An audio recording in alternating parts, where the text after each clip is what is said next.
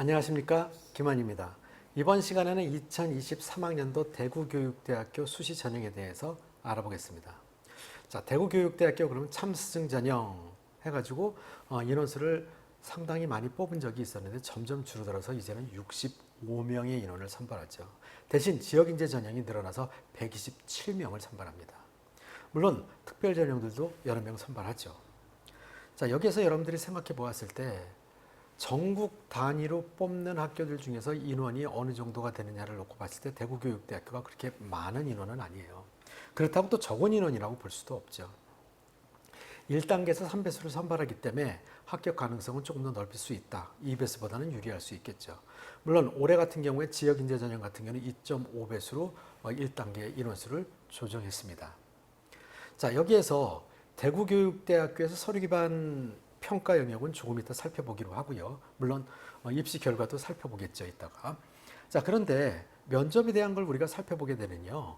개별 면접 15분이다. 그리고 교직 능력, 교직 적성, 교직 인성을 개별 면접, 제출 서류 참고 예비교사로서의 자질을 관한 질문을 한다.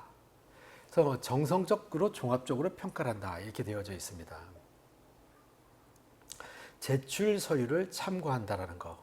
자, 서류 기반 면접을 기반으로 하고 있다라는 것을 아시면 되겠죠. 자, 그런데 서류에 있는 것만 물어보지는 않겠죠. 참고하는 것이기 때문에 그것 이외의 질문도 할 수 있다라는 것 염두에 두시고요. 자, 그 다음에 15분 동안이라는 것이 짧은 시간은 아닙니다. 한 학생을 세 분의 교수님 또는 두 분의 교수님이 여러분들에게 15분 동안 질문을 했을 때 학생들 입장에서는 쉽지 않을 것이에요. 자, 그러면 대구교육대학교 서류평가 기준은 어떻게 되는지를 살펴보게 되면요. 학생부 종합전형으로 해서 학생부를 전체적으로 평가를 하는데 평가 영역이나 평가 요소나 항목들을 살펴보면요. 아주 자세하게 나와 있어요. 근데 다 보다 보면 이게 뭐야? 출결 사항에서부터 행동 특성 종합 의견란까지 안 들어가는 게 없네?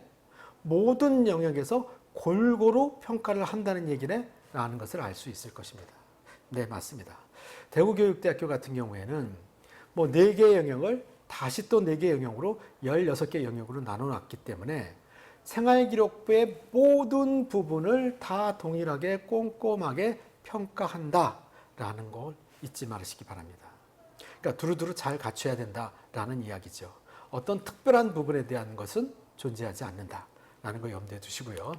자, 그 다음에 면접 평가 부분은 아까도 말씀드렸지만 15분 동안 학생에 대해서 질문을 하기 때문에 학생은 여러 가지 영역에 대해서 질문을 받게 될 것입니다. 자, 그 중에서도 평가 영역을 보면 의사소통 능력, 문제 해결 능력, 교직 소양 및 인성 영역이다. 자, 그럼 논리적인 답변을 하느냐를 놓고 봤을 때 문제 해결 능력과 의사소통 능력이 굉장히 중요한 부분이기 때문에 대구교육대학교 면접에 대해서 여러분들이 답변을 할 때 논리적으로 답변한다는 건 굉장히 중요하겠죠. 자, 이 의사소통 능력 부분에 대해서 여러분들한테 이야기를 다시 한번 말씀을 드리자면요. 중요한 부분이 뭐냐면요. 질문을 잘 제대로 파악했느냐. 그리고 그 상황에 대해서 제대로 이해를 하고 제대로 표현을 하느냐. 근데 표현하는 것이 논리적이냐. 자, 이런 부분을 종합적으로 평가한다는 것입니다. 그래서 이 부분에 대해서도 여러분들이 면접 공부를 충분히 하시고 가셔야 좋은 결과가 있을 거라고 말씀드리고 싶고요. 자, 그 다음에 대구교육대학교 수시 전형 결과를 보면은요. 참수능 전형과 지역인재 2개를 살펴보면은 이제 분포도가 쭉 나와 있습니다. 자, 여기서 보면은요, 그냥 여러분들이 참수능 전형 같은 경우에 2.0이 넘는 학생들이 30% 정도 합격했다. 전체. 그 다음에 지역인재 같은 경우에는 2.0이 넘는 학생이 27% 정도 합격했다.